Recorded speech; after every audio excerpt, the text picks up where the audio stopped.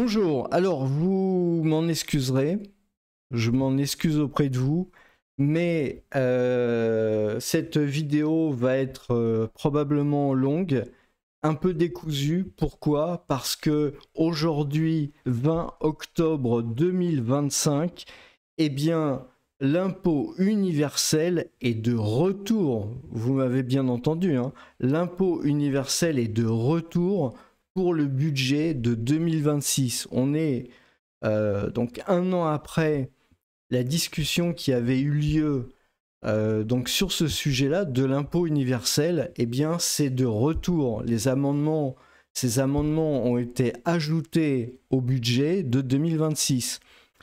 J'avais fait un certain nombre de vidéos sur le sujet, hein, sur l'impôt universel, l'impôt sur la nationalité, contre les expatriés, contre les Français de l'étranger qui n'ont droit, je le rappelle, à aucune prestation sociale gratuite, hein, il faut tout payer. En plus, qui n'ont droit à rien pour l'éducation des enfants, quoi que ce soit, il faut payer des milliers, voire des dizaines de milliers d'euros pour ça. Donc, bon, c'est comme ça. Donc, il faut vraiment comprendre que l'impôt universel est de retour. Et vous comprenez bien que vu la situation financière de l'État français, et que tous les députés, c'est ça qui est très important, même vos soi-disant représentants des Français de l'étranger sont payés par l'État, je veux dire, leurs pensions, leurs retraites, leurs salaires, leurs frais en fait sont payés par l'État et non pas par les électeurs, hein. Bah, évidemment, leurs leur revenus dépendent de ça. Donc, il y a un amendement sur l'impôt universel, ça revient encore. Les arguments que j'avais développés à l'époque dans une playlist, hein, je vais vous donner la playlist, sont encore valables, sont de nouveau valables. C'est transpartisan et il y a beaucoup de risques pour que ça passe, tout simplement. Je vais vous montrer tout ça.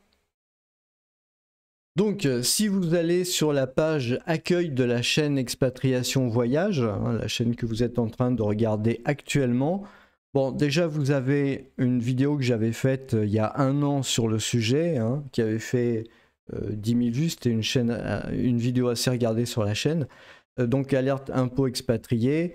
Alors, j'ai mis tout à fait dans le fond de la page, en espérant ce débat enterré, fiscalité des Français de l'étranger. Vous avez là-dedans, en fait, tous les tenants et les aboutissants du sujet. Je parle, et vous allez voir, hein, vous allez voir dans le débat qui va s'ouvrir, je parle du RN et du NFP. Je parle aussi de l'attitude des LR et de l'attitude des macronistes sur le sujet. Donc vous comprenez bien qu'à partir du moment où ce truc-là passe en commission, bah, ça veut dire qu'ils sont aussi tous d'accord avec ça, hein. Je rappelle encore une fois, leurs revenus personnels dépendent de l'argent que l'État peut récupérer chez les contribuables, hein. D'autre part, dans le débat, pour bien comprendre, dans cette playlist, parce que là il y a une cinquantaine de vidéos dans la playlist, donc là vous voyez pas nécessairement la playlist apparaître. Il faut bien comprendre, vous avez deux États actuellement dans le monde qui appliquent cette politique, hein, d'impôt universel. Vous avez d'une part les États-Unis. Alors tout le monde va se dire oui, les États-Unis ils ont les moyens d'appliquer, donc voilà, et la France n'aura jamais les moyens. Non, c'est faux. Vous avez un deuxième État qui applique. Et c'est l'objet de cette vidéo-là qui s'appelle Expat FDE Possible. Et je montre que vous avez l'Érythrée, qui est un des pays les plus déshérités du monde, avec quasiment pas d'armée, avec une puissance quasi nulle au niveau financier international, qui arrive aussi à imposer de l'impôt à ses expatriés. Donc il faut arrêter de penser que c'est pas possible. C'est très possible. Et bah, malheureusement, c'est probablement en train d'arriver. Donc, encore une fois, cette playlist, elle est longue, elle est importante. Vous pouvez trouver dedans aussi des argumentaires parce que vous avez des Américains, en fait, qui sont victimes de ce truc-là, hein. les Américains sont victimes à plusieurs niveaux, en fait. Premièrement, bah, ils se font jeter de toutes leurs banques, donc sachez que c'est ce qui va vous arriver demain en tant que Français de l'étranger expatrié. Vous allez vous faire jeter de vos banques parce qu'elles ne voudront plus accepter des gens qui ont un passeport français, hein, comme ça se passe avec la loi FATCA pour les Américains. Il y a des Américains qui se font licencier de leur travail parce que bah, ils ont la nationalité américaine, et justement il y a cette problématique au niveau de la fiscalité. Vous avez d'autres choses assez néfastes sur le sujet. Vous avez bien évidemment quelque part l'obligation de devoir payer un fiscaliste, un avocat, donc des frais supplémentaires pour pouvoir remplir, je rappelle, 2 impositions en parallèle, c'est-à-dire à la fois la française et puis à la fois l'imposition de votre pays d'accueil, mine de rien. Donc double paperasse, double possibilité de se tromper. Et puis donc bah, l'État très content derrière bah, de récupérer les amendes hein, qui vont permettre de renflouer l'État que vous alimentez et que d'autres bah, gaspillent l'argent avec ça. Vous avez aussi la problématique des mariages. Il faut bien comprendre une chose, et c'est ce qui était expliqué, je montre ça dans une vidéo de la playlist, hein, vous la retrouverez. Pas d'amour expatrié, alerte mariage, impôt sur les expatriés. Donc c'est l'histoire très réelle hein, et très concrète en fait d'un Américain en Angleterre. Donc c'est pas dans des pays exotiques, hein, c'est voilà, ça reste quelque part dans les pays occidentaux. Eh bien, le fisc américain pourchasse à partir du moment où le conjoint se marie, va pourchasser en fait sa conjointe parce que bah voilà, partage des impôts, etc., fiscalité. Alors qu'elle n'a jamais mis les pieds aux États-Unis, donc, et ça rend les choses extrêmement compliquées. Finalement, la nana, bah, elle veut plus se marier parce qu'elle comprend que ça va être assez un enfer. Donc voilà, c'est un peu ce genre d'enfer que bah, prévoient tous ceux qui ont finalement gaspillé l'argent de la France, hein, finalement, alors qu'on pourrait penser que c'est plutôt, on devrait plutôt chercher les responsabilités pour savoir qui à dépenser cet argent et donc qui doit rembourser. Eh bien là finalement non, c'est visiblement d'autres solutions qui risquent d'être mises en place. Bon, pour l'instant ce sont que des discussions, hein, mais il faut bien comprendre une chose, c'est que le débat a été lancé, ne date pas d'aujourd'hui, il a été lancé par les LR il y a pas mal de temps. Je crois que c'était par Sarkozy d'ailleurs justement. Donc merci à lui quand même d'avoir pensé aux expatriés de cette manière-là, et d'avoir supprimé aussi donc l'école gratuite pour les expatriés hein, qui doivent payer leur école. Les expatriés doivent payer leur sécurité sociale. Ils n'ont pas le droit à des minimums sociaux quand ils rentrent en France. Évidemment, il n'y a pas de retraite, enfin, voilà, donc c'est un pur scandale, mais ça dérange pas tous ces gens-là. Évidemment, bah, à partir du moment où on parle d'impôt sur la nationalité pour faire le beau, les RN qui, pour la plupart, ont même pas dépassé les 40 ans, bah, finalement, et ont aucune expérience dans le domaine politique, eh bien, à court, parce qu'il y a le mot nationalité quelque part dans le truc. Bon, donc c'est un vrai scandale. Mais on demande aux expatriés, hein, dans quelques jours, je vais en parler dans un mois à peu près, de voter, d'aller voter par Internet, de faire des tests de vote par Internet. Voilà. Alors, quelque part, on peut vraiment se poser des questions sur tout ce qui est en train de se passer en France. Faut bien comprendre aussi, c'est que les expatriés, quelque part, sont assez faciles. C'est un bouc émissaire idéal. Je veux dire, ils sont pas présents sur le territoire. La plupart des gens pensent que les expatriés sont blindés et ont beaucoup d'argent. On prend facilement les quelques-uns qui éventuellement sont dans des endroits où la fiscalité est meilleure qu'en France, c'est-à-dire partout dans le monde,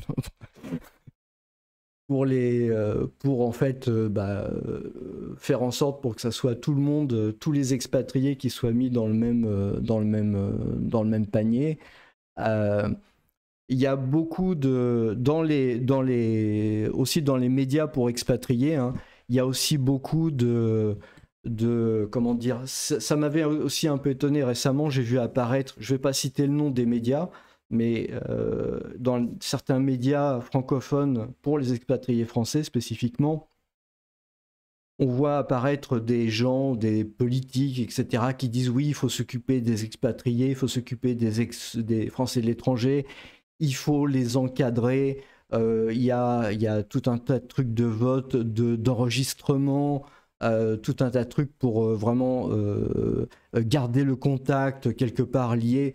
Bon, on peut se demander qu'est-ce qui se cache en fait derrière ce soudain regain d'intérêt de la part de gens, je rappelle, c'est très très important, dont le salaire, dont les ressources financières, dont la retraite, dont tous les avantages. Je rappelle le fameux directeur du Sénat, je ne sais pas si c'est le directeur ou je ne sais pas comment il s'appelle, qui se fait acheter des fauteuils à 30 ou 40 000 euros, enfin un truc, 35 000 euros je crois, un truc complètement hallucinant.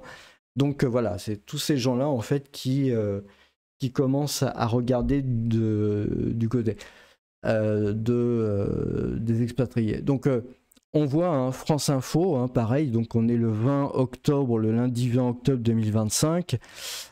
D'autres amendements notables ont été adoptés, etc.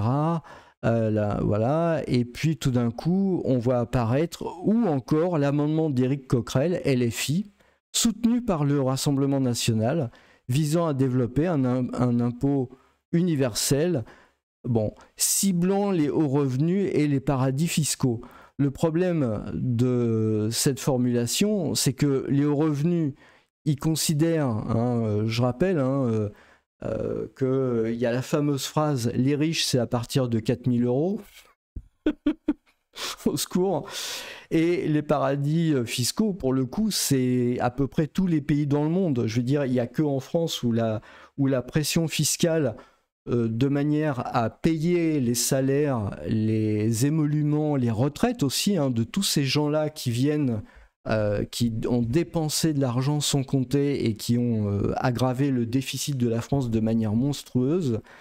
Bah, évidemment, les paradis fiscaux, c'est tous les autres pays. Donc, il faut bien comprendre, hein, c'est tous ces gens-là qu'on retrouve maintenant sur le sujet, le 20 octobre 2025, c'était des gens qui étaient déjà là l'année dernière, l'année d'avant, et qui essayent de toute façon de faire passer les LR, les macronistes, c'est pareil. Je veux dire, voilà, tout passe de ce côté-là.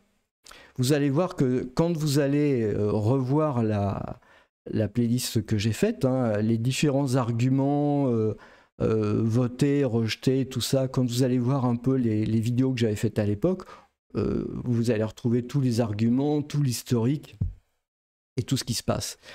Donc voilà, Ouest France, hein, pareil, ou encore un amendement destiné à développer un principe d'impôt universel ciblant les hauts revenus et les paradis fiscaux. Je veux dire, ça c'est vraiment un truc, je veux dire, regardez un peu la phrase, on dirait du Orwell dans le texte. Non mais c'est vrai, je veux dire,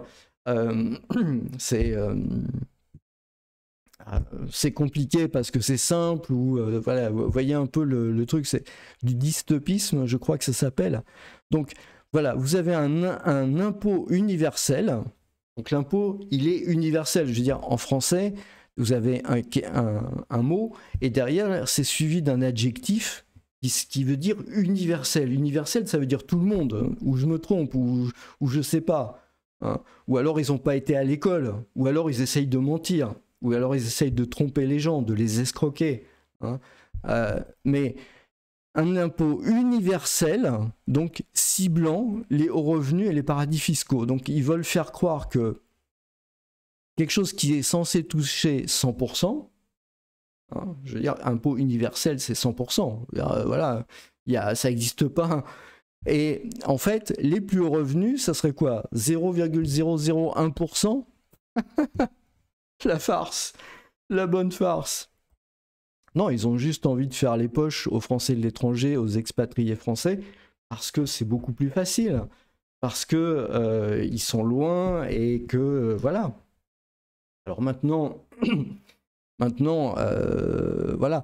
Le problème hein, de ce truc-là, c'est que si vous êtes un expatrié français, comme moi, hein, je veux dire, sinon je ferais probablement pas cette vidéo, si vous êtes un expatrié français, le problème n'est pas tant de payer l'impôt. Ça, je trouve ça injuste parce que en étant expatrié, on n'a aucun droit, on a même des droits négatifs. Un expatrié français, pour tout dire, il faut que vous sachiez quand même, si vous n'êtes pas expatrié, il a moins de droits qu'un immigré illégal qui arrive en France. Un immigré illégal qui arrive en France, il a le droit à un logement, il a le droit à manger, il a le droit à des abonnements télécom, il a le droit à l'AME, il a le droit à la santé, il a le droit je sais pas, à toutes ces aides-là. Un Français, donc qui a la nationalité française, qui revient d'expatriation, a le droit à 0. 0, il peut, voilà, il peut passer il peut aller voyager dans l'autre monde. Je suis sur YouTube, je peux pas être trop descriptif. Eux, ils s'en fichent. Hein. Eux, ils s'en fichent, c'est vraiment pas leur problème. Donc, ce qui va se passer, en fait, c'est que, comme on parle d'impôt universel, en fait, tout le monde va devoir faire une déclaration. Hein, c'est ça le truc, parce que, à la limite, je veux dire, on peut se trouver, je veux dire, si vous allez dans certains pays, même en Europe, vous pouvez éventuellement, juste en étant salarié, hein, je ne vais pas donner des noms de pays pour pas être désagréable, mais vous avez des pays en Europe, peut-être pas beaucoup, mais des pays en Europe dans lesquels vous allez payer plus d'impôts qu'en France. Mais vous avez fait le choix de rester dans ces pays-là. Mais ça n'empêche pas. Vous allez devoir de toute façon remplir une déclaration. Non pas une déclaration, mais 2 déclarations. Celle locale, hein, et puis celle en France. Et vous n'avez pas intérêt à vous planter. Parce que là, il n'y aura pas de pitié. Donc, vous allez être obligé de payer un avocat fiscaliste et ce n'est pas l'État qui va vous le payer. Hein. Donc, vous allez devoir engager des dépenses supplémentaires pour finalement pas nécessairement payer d'impôts, en fait. Parce que vous allez donc faire des déclarations et puis vous ne faites peut-être pas partie de revenus où vous n'êtes pas dans les paradis fiscaux. Hein, c'est très vague en fait, hein. Ça peut être n'importe quel pays parce que vous avez ce système, hein, il était prévu en fait pour faire un différentiel. Donc si vous voulez, dans le journal, là, dans les médias, à la solde, dans les médias de propagande, vous avez paradis fiscaux, mais en fait, il est très probable que ça se joue sur un différentiel avec le pays. Vous voyez ce que je veux dire? Donc ça veut dire, en fait, dans n'importe quel pays, vous risquez de payer un impôt. Hein, c'est ça le problème. Donc, on voit déjà l'escroquerie absolue qu'il y a dans cette expression impôt universel ciblant les hauts revenus et les paradis fiscaux. Tout le monde va devoir faire une double déclaration. Évidemment, vous aurez, en tant que national français, vous n'aurez pas le droit de profiter et vous n'aurez pas la possibilité de profiter de l'impôt que vous payez. C'est-à-dire que c'est les autres qui vont se payer le siège à 35 000 €. C'est les autres qui vont avoir, par exemple, je sais pas, vous prenez n'importe quel ancien président, il a toute une garde, tout un secrétaire, machin, etc. Tous ces gens-là sont payés avec ces impôts-là, mais vous, en tant qu'expatrié, bah, vous n'avez pas le droit à l'éducation des enfants, vous n'avez pas le droit à la santé, vous n'avez pas le droit à la retraite, vous n'avez pas le droit aux infrastructures, vous n'avez pas le droit à rien. Vous avez le droit à rien, en fait. Donc, vous payez, en fait, ça. Un autre argumentaire, d'ailleurs, c'est des choses que je développe. Hein. C'est important de bien comprendre tout ça parce que si vous laissez passer le coup, là, c'est cuit. Euh, L'argument qui est souvent donné, c'est de dire « Ah, mais vous devez quelque chose à la France ». Non, un expatrié, un Français de l'étranger ne doit rien à la France. Pourquoi il ne doit rien à la France? Parce que son éducation est payée par les impôts de ses parents. Ça, c'est le premier point. Tout ce qui est l'éducation a été déjà payé par les impôts qu'ont payé les parents. Les parents, ils ont payé pour payer les profs, pour payer les salles de classe, pour payer tout ce qu'il faut. Voilà, les parents ont déjà payé pour ça. Éventuellement, il y a d'autres choses, je veux dire. On va dire oui, mais vous avez pris le train, vous avez utilisé les infrastructures du pays, mais elles n'étaient pas gratuites, les infrastructures du pays. Quand vous prenez le train, vous payez. Quand vous prenez le métro et que vous êtes en France, vous payez. Vous avez un ticket, hein, à ce que je sache. Quand vous prenez un abonnement chez un truc télécom, vous payez un abonnement. Et en plus, vous payez aussi l'impôt quand vous êtes sur place. Donc quand vous partez de France, en fait, vous ne devez rien à personne. Vous avez déjà tout payé. Vous avez déjà tout payé en termes d'abonnement, en termes de prendre des tickets, en termes de l'imposition déjà qui a financé tous ces trucs-là. Vous avez déjà payé. Non seulement vous avez déjà payé, mais en plus, vous avez payé des infrastructures que les autres vont utiliser. Vous avez payé les frais de tous ces gens-là que vous ne profiterez absolument pas du tout. Vous comprenez bien l'histoire. L'histoire, c'est que, en fait, il faut inverser la démonstration. La démonstration, la vraie démonstration, c'est pas que les expatriés doivent quelque chose, c'est l'État français qui doit quelque chose aux expatriés. Il lui doit de l'argent. Tout ce qu'ils ont dépensé avant, tout ce que leurs parents ont dépensé avant pour eux, leur entreprise, à partir du moment où le Français part à l'étranger, il n'a plus accès à ses bénéfices. Donc c'est plutôt l'État français qui devrait rembourser, et non pas le contraire. Voilà, c'est quand même pas très compliqué. C'est pour ça que c'est important de bien lire tous ces playlists, de bien analyser ces vidéos pour comprendre toutes ces argumentaires. Voilà, c'est ça, il faut faire très attention. On parle d'exil fiscal, etc. Moi, je vais vous dire aussi une chose. Ce qui se passe avec ce truc-là, et c'est pour ça, je parle des expatriés, parce que je suis expatrié. Je suis expatrié depuis très longtemps maintenant. À la limite, ça a peut-être même plus trop de sens de garder la nationalité française. Bon, c'est une réflexion qu'il faut avoir sérieusement. Je pense qu'à un moment donné, quand on voit l'état du pays, la question, elle peut se poser. Les gens qui sont jamais sortis de France s'imaginent que ils vivent encore dans un pays des années 80. Même les jeunes, même les gens qui ont 20 ans, comprennent pas dans quel monde ils sont. Voilà, malheureusement c'est comme ça, tant pis, voilà, c'est comme ça, ils comprennent pas, c'est pas de leur faute, hein. Je vais pas jeter la pierre sur les jeunes, c'est pas du tout mon... je l'ai jamais fait en tant que catégorie, on va dire, et je le ferai jamais, ça n'a pas de sens en fait. Mais voilà, c'est comme ça, malheureusement. C'est le cas de la plupart des Français. Ils comprennent pas dans quel monde ils sont. Le monde, il a changé depuis 20 ans. La France n'est plus du tout un pays au top. Précisément, une des raisons, c'est l'endettement phénoménal de l'État. Bon, je ne vais pas revenir trop sur le sujet, mais voilà. Donc, il y a aussi un truc que doivent comprendre les Français qui restent sur le territoire national.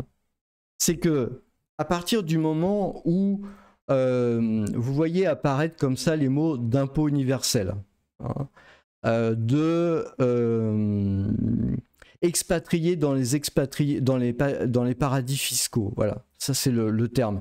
À partir du moment où vous voyez apparaître ce genre de choses-là, et que la France, elle est dans une situation très mauvaise au niveau budgétaire, dans lequel l'ont mis les députés, je veux dire, quelque part, ils sont responsables, premièrement, des gens qui sont élus, de la politique, et d'autre part, de les maintenir au pouvoir contre vents et marées. Donc, je veux dire, quelque part, c'est bien eux qui sont responsables aussi de ce qui se passe avec la dette publique.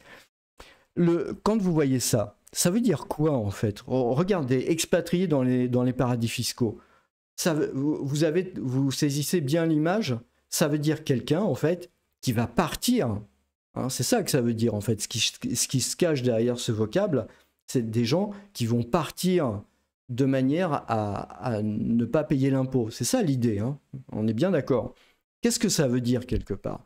Ça veut dire qu'ils craignent à un moment donné qu'il y ait une vraie fuite des gens vers l'étranger. En fait, que les Français qui ont un peu d'argent partent à l'étranger pour ne pas avoir à payer d'impôts. C'est ça que ça veut dire. Je pense que tout le monde est d'accord avec ça. Parce que c'est ce qui s'est passé en Grèce. Parce que c'est ce qui s'est passé en Grèce. Il y a pas mal de Grecs qui sont partis à l'étranger. Mais les Grecs, ils n'ont pas fait que ça. Les Grecs qui avaient de l'argent, ils ont pris leur argent et puis ils les ont mis dans les banques allemandes. Et comme ça, l'État grec ne pouvait pas préempter. Hein, il a préempté tous les comptes, mais il ne pouvait pas préempter les comptes de l'argent qui était dans les banques à l'étranger. Donc, quand vous voyez ce genre de truc-là apparaître, vous devez faire extrêmement attention. Vous qui restez en France, qui avez un compte en France, qui avez des obligations françaises, qui avez des assurances-vie françaises. Parce que un jour, ça veut dire quoi? Ça veut dire que c'est pas l'expatrié, c'est pas l'homme. C'est pas l'homme, si vous voulez, qu'ils veulent empêcher de partir. Ils s'en fichent. C'est l'argent. C'est l'argent. Ça veut dire quoi en pratique? Ça veut dire que ça, c'est une mesure qui n'est pas très éloignée de ce qui s'appelle le contrôle d'échange. Ça veut dire, le problème, c'est qu'à un moment donné, ce qui risque de se passer, quand on voit apparaître ce genre de mesures, on peut se dire que le contrôle d'échange, il n'est pas très loin. Ça veut dire qu'à un moment donné, il y a des gens qui commencent à envisager, en fait, de fermer tout simplement la circulation des capitaux pour empêcher que l'argent parte de France. Et c'est ce qui risque de se passer.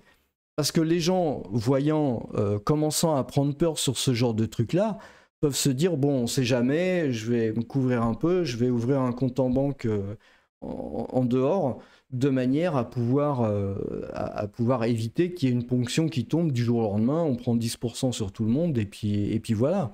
Ou alors on bloque les assurances-vie. Hein. La loi Sapin 2, elle est très claire. Hein.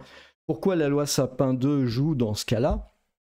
Parce que la loi Sapin 2, elle touche aux assurances-vie. Les assurances-vie, une bonne partie sont principalement sur des obligations françaises, de l'État français. Donc si vous voulez, c'est quelque part mettre la tête dans la gueule du loup, quoi. Je veux dire, à un moment donné, voilà, il suffit qu'ils disent bon bah maintenant voilà c'est terminé, voilà, et ils iront voir les Allemands, ils vont dire bon écoutez l'Europe c'est sympa, hein.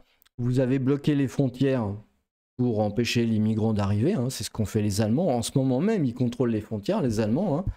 Personne n'a rien dit, c'est l'Europe mais tout le monde s'en fiche.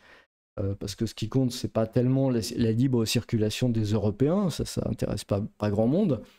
Donc ce qui se passe, c'est que les Français vont dire bon bah écoutez, on est désolé, hein, vous comprenez, hein, c'est des circonstances exceptionnelles, donc on va remettre en place le contrôle d'échange. À ce moment-là, ça veut dire plus possible de sortir 1 euro du pays, de la France, sans justifier avec le papier CERFA machin, DRUG machin, où il y a 30 pages à remplir. Voilà, et que vous devez faire 10 fois le tour au guichet pour justifier du machin du truc. Enfin, voilà, l'enfer. Voilà, c'est ce qui se prépare. C'est ce qui se prépare. Donc, comprenez bien que l'impôt sur les expatriés, l'impôt universel, hein, l'impôt universel sur 3 personnes, non mais franchement. Qui a eu l'idée d'une communication pareille? Ils sont vraiment mauvais dans les journaux de la propagande, c'est tellement fou. Hein. Je parle pas de la Provence en fait, je parle des gens qui donnent probablement les dossiers aux journalistes qui répercutent ça dans leurs journaux. L'impôt universel sur 3 personnes, c'est quand même un truc de fou quand même. Donc bah écoutez, abonnez-vous sur cette vidéo, vraiment abonnez-vous sur cette vidéo, faites-la circuler, partagez-la. Vous comprenez bien que c'est vital pour les expatriés. Moi, si vous voulez, j'ai fait 50 vidéos hein, qui sont dans cette playlist-là. Donc, si vous voulez, je vais pas non plus passer mon temps à faire des vidéos sur le sujet. Je pense avoir tout traité. Il y a beaucoup de choses en fait qui ont déjà été dites parce que j'ai vraiment fouillé dans tous les documents. J'ai regardé ce qui se passait à l'étranger. J'ai regardé les Américains, les Érythréens. Qu'est-ce qui se passe au niveau des banques? Comment vous allez être viré des banques à l'étranger hein? Je veux dire, attention, parce que quand on parle de fiscal, d'impôts universels, etc., les Américains, riches ou pas riches, pauvres ou pas pauvres, ils se font virer des banques, hein, c'est comme ça, et virer aussi de leur emploi. Donc ça, ça fait partie des vidéos que je montre. Donc c'est important que vous communiquiez là-dessus. Je veux dire, la seule chose qui peut éviter un drame pareil, qui touchera les 3 millions de Français expatriés, hein, faut pas se leurrer, bah, c'est de communiquer, c'est de se tenir au courant. Même entre youtubeurs, je pense que ça peut être sympa peut-être de faire des collaborations sur le sujet de manière vraiment à ce que l'information tourne et que le truc soit bien, enfin voilà, que ça soit très clair. Je pense qu'il y a des choses à faire. Je pense que la dernière fois, en fait, rappelez-vous quand même, le NFP ont présenté un premier ministrable. Et en fait, je pense qu'une des choses qui a fait que le premier ministrable du NFP à l'été 2024 n'a pas été agréé quelque part, je pense qu'il y a parmi les problèmes, il y a ce problème d'impôt universel. Donc voilà, comprenez bien que c'est un sujet. Et puis après, bah, vous avez... Alors, les représentants, malheureusement, les soi-disant représentants sont payés par l'État. Donc, si vous voulez, c'est ça le problème, en fait. Hein. Le problème qu'on a en France, c'est qu'on a des représentants qui sont payés par l'État. Ça ne devrait pas exister. Nos représentants, moi, ceux qui me représentent, le député qui me représente, je veux que ce soit moi qui le paye, hein, pas l'État, moi. Parce que c'est moi qui dois lui imposer les idées qu'il doit le relier.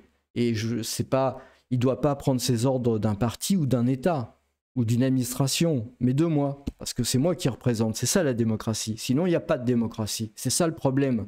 C'est pour ça qu'on en est là. Donc, voilà, il faut faire tourner cette information.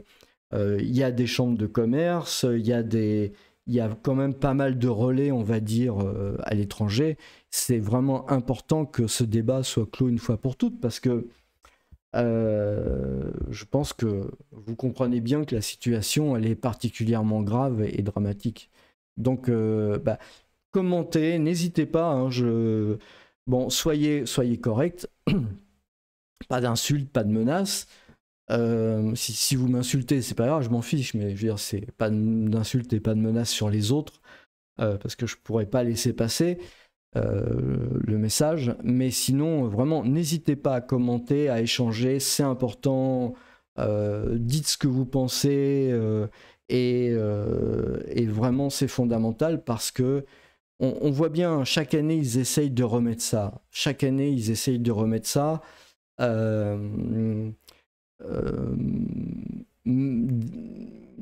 Donc c'est vraiment le problème. Voilà, bah écoutez, je vous remercie et je vous souhaite une très bonne journée.